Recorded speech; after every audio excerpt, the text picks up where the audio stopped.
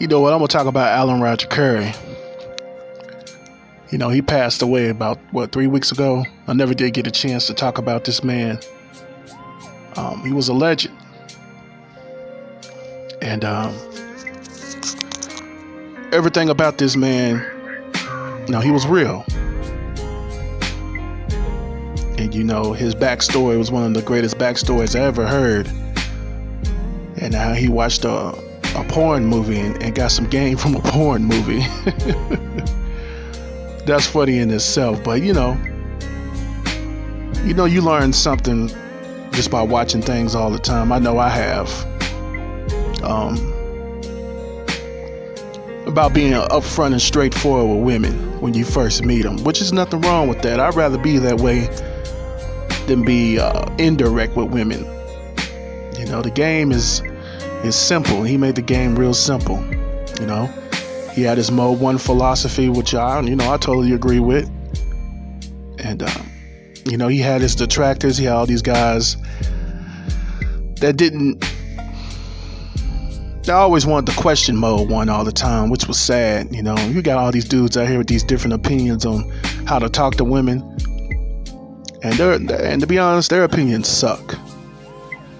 And I know a couple years ago he had a problem with Steve the Dean Williams and Rosebud and Alpha Male Strategies and Darius M and all these other guys. I'm like, Obsidian Ali. He had a falling out with O'Shea Du Jackson. This man had a lot of beefs. And one of the beefs I really didn't appreciate was Steve the Dean Williams. He had a beef with Alan Roger Currie. He was basically just talking crap about Alan Roger Currie, which I didn't agree with. Rosebud came in, saying what he had to say about Mode 1 being some sucker shit. But one thing Rosebud had to realize, that everybody ain't on no pimping, man. Everybody ain't trying to get a female to work for them. That's one thing he got to realize. And the game has changed. Since Rosebud was out there pimping. Rosebud was pimping in the 70s, 80s, and 90s, and early 2000s. The game has changed, dude. The game is not the same. And if you want to just, have sex with a female, there ain't nothing wrong with that. There ain't no sucker shit. Sucker shit is taking a female out, spending money on a trick and buying her stuff. That's what sucker shit is. You telling the female you just want to, just want to have casual sex with her once in a while. Ain't nothing wrong with that. Ain't nothing sucker about that.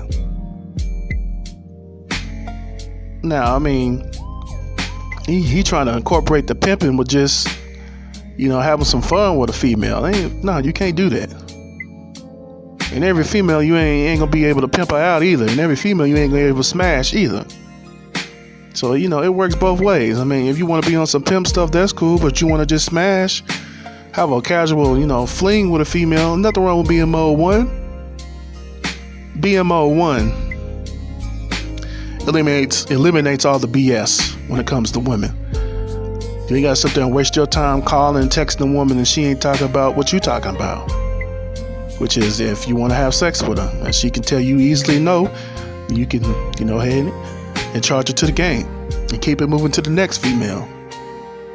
That's how I got what I thought about mode 1. That's what I got from it.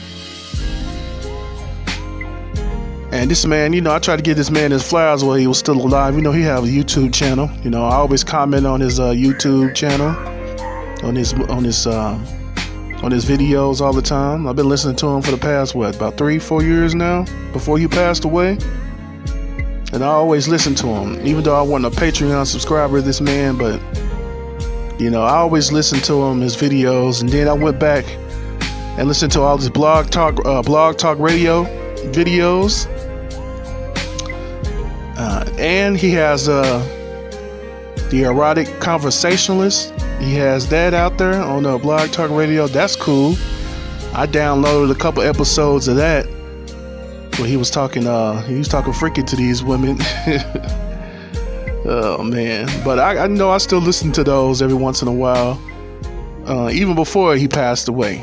I still had downloaded a couple of erotic conversationalist episodes, and I still got them in my phone today.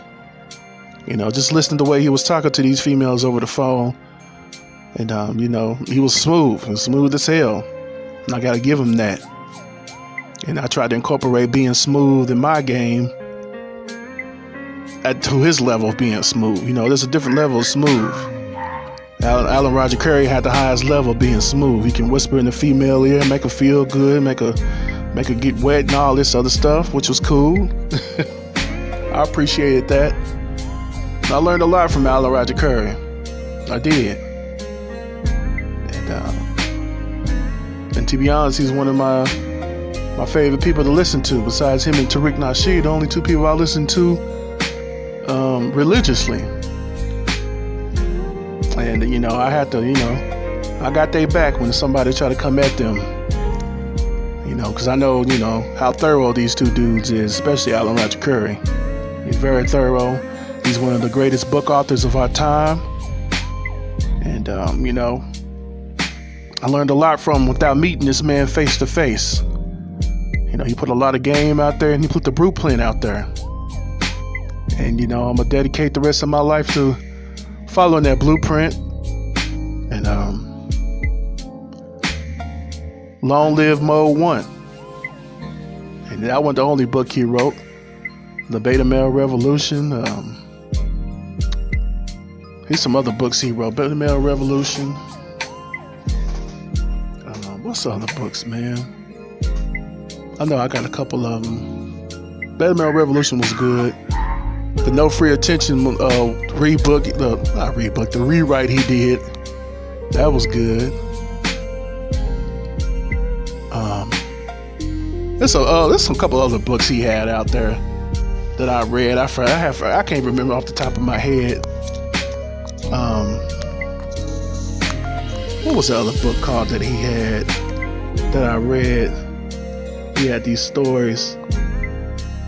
He had some good stories about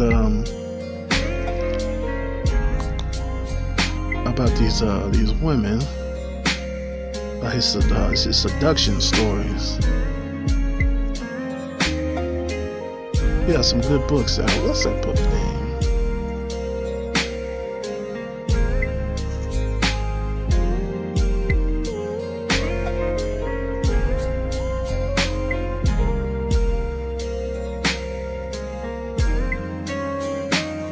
Ooh, Say It Again. Yeah, Ooh, Say It Again was one of my favorite books. The No Free Attention one, The Possibility of Sex was good. Then he did some other rewrites of Mode 1.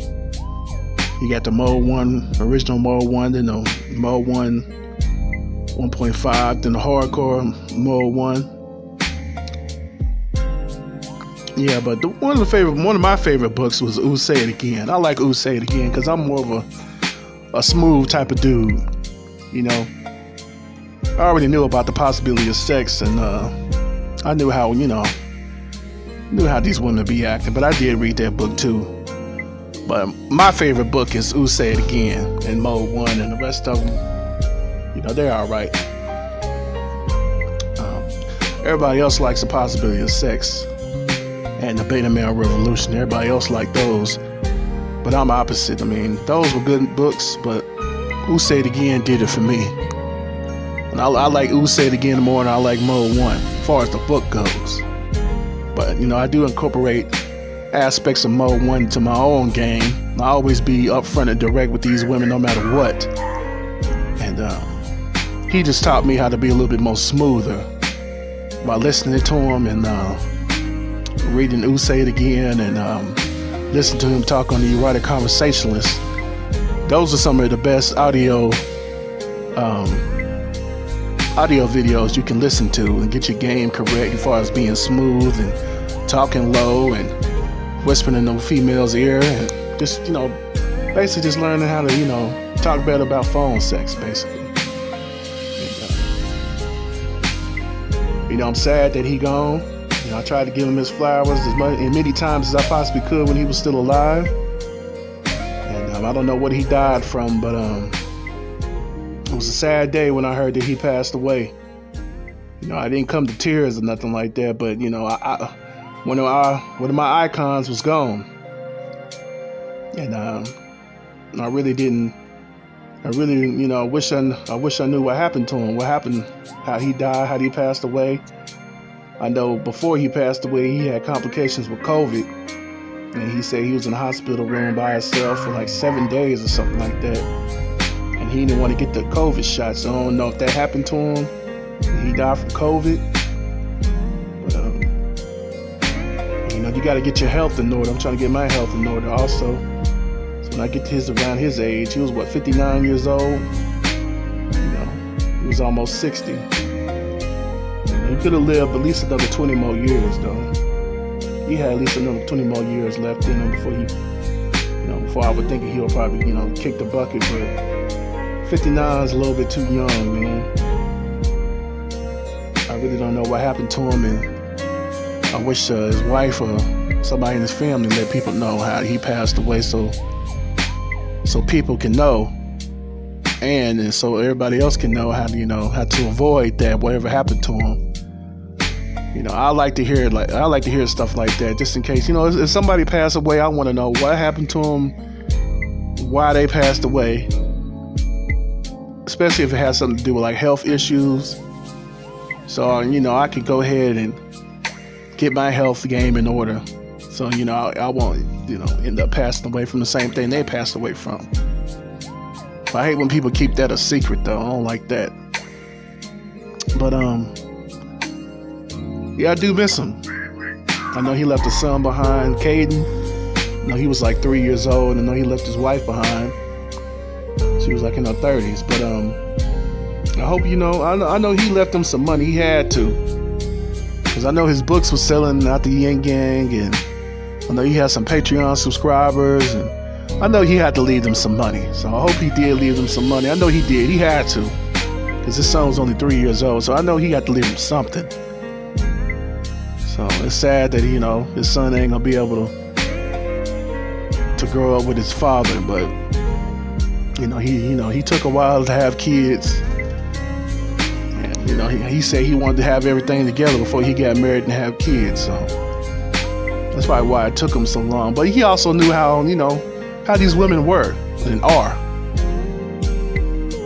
He knew how, sexually duplicitous these women are, That was his favorite word, duplicitous.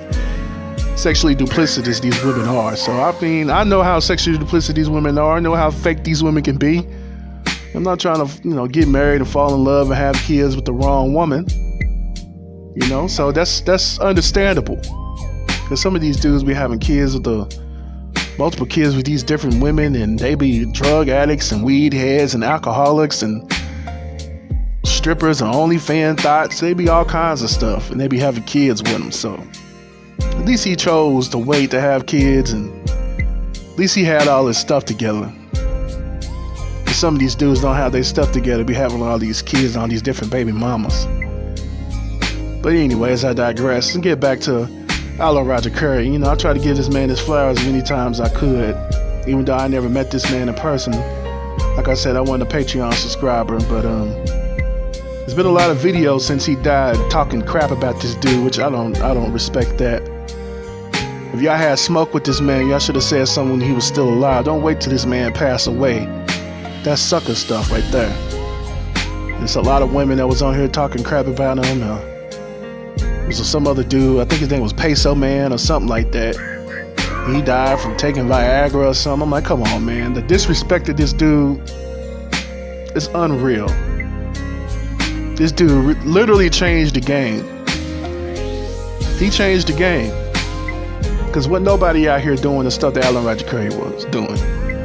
He changed the game. And like I always said, you got two parts of the game. And you got the street pimping game, then you got the regular dude out here game. You know what I'm saying? The pimping game is completely different from a regular dude that got a job, a career. He out here just trying to hook up with women. That's totally different from the pimping game. But as far as just regular men who got jobs and careers, they trying to go out here and meet women, being Mode 1 was one of the best ways to be, because these women do be playing games. If that's the only thing you're looking for is sex, that's the only thing you're looking for, and weed out who want to get with you, who don't want to get with you, who find you attractive, who don't find you attractive. Mode 1 was the best way to be. So he did change the game. All these other people just regurgitating all his talking points. He is the manosphere. He is the manosphere. Tariq Nasheed always says he started the manosphere, but Alan Roger Currie started the manosphere. Because Alan Roger Currie wrote Mode 1 in 99. And even though both of these dudes, Alan Roger Currie and Tariq Nasheed, they knew about each other. Because Alan Roger Currie used to live out there in California. And I listened to one of his blog talk radio shows, and they were talking to each other about the Black Players book that Tariq Nasheed had bought. I forgot what year that was. I think it was like 2016, 2017, 2018. It's on Alan Roger Currie's blog talk radio show. They did have a conversation. Alan Roger Currie did interview the white guy who wrote the Black Players book. It's on Amazon. I think Tariq Nasheed owns the rights to it. I think he bought the rights from the book from this white dude and his wife. They had got divorced, but it's about the pimping. It was a good book. One of the best books to read about the game besides the Iceberg Slim book. But yeah, Alan Roger Currie, he was the manosphere. And I believe he did start the manosphere, in my opinion. Everybody else that came later, Steve the Dean and all these other people, Ron Wheels was up there too. Ron Wheels was up there. But all these other people, Lucario, Steve the Dean, all these other dating coaches and alpha male strategies, Alan Roger Currie was ahead of his time. And I want to give this man his flowers every day that I got a chance to. And rest in peace to this man. He was a legend. His backstory was legendary. He has some of the most legendary stories that you ever gonna hear in your life. And some men can never come close to. And I want to say thank you to Alan Roger Currie. My life has been changed by listening to you, and I'm gonna forever, hold your memory. Always come to your defense since you're not gonna be here no more. All these other people talking mess about you, you've been gone for the past almost a month now. And it's sad that people, want to talk crap about somebody who passed away. It's tragic. And but we need to celebrate this man more than talking mess about him. And everybody else who want to talk crap about him, they ain't about nothing. Steve the Dean, he ain't about shit. This man sat there and try to desecrate this whole man legacy a couple years ago. Damn fool. Them old no modes and all this stupid stuff, dude. That's one of the dudes I cannot stand out here and talk about relationships and how to be a man mindset. Dude, you trash, man. Alan Roger Currie ran circles around this dude. Alan Roger Currie ran circles around all these other dating coaches, man. Everybody steal everything from Alan Roger Currie. And now since he gone, they're going to continue to steal this man's stuff, continue to steal this man's talking points, because ain't nobody out there going to check him on it. But this has been my tribute to Alan Roger Currie. I want to say thank you. Even though the small amount of times that we have conversated over YouTube, I want to say thank you. And till my last days on earth, I'm gonna keep on defending Alan Roger Currie, because he's a legend. He's the GOAT. He's the godfather of the game, godfather of the manosphere. And this man, like I said, this man had a legendary backstory, and every chance I get, I always listen to his interviews he done with people over the years, and some great interviews, some good games, some good gems he dropped in some of those interviews. And I'm sad to see him go, and I was shocked and shook that he had passed away. He didn't even tell nobody nothing. I mean, he didn't put nothing on YouTube, put nothing on Twitter. You got, yeah. If something going on with you, man, like in general with anybody, but just put something out there so people can know. So if you do go ahead and pass on, go up to the upper room, people won't be shocked and shook about it and don't know what happened. And just let people know what's going on. Stop being so secretive. That's just for future references for people. I know I'm not gonna be like that. If something happened to me, I'm gonna let somebody know. And let it get out there. But yeah, it's sad. And I hate to see this man go. And that's my tribute video to Alan Roger Currie, the GOAT.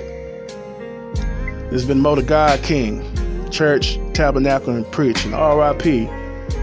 to Alan Roger Currie.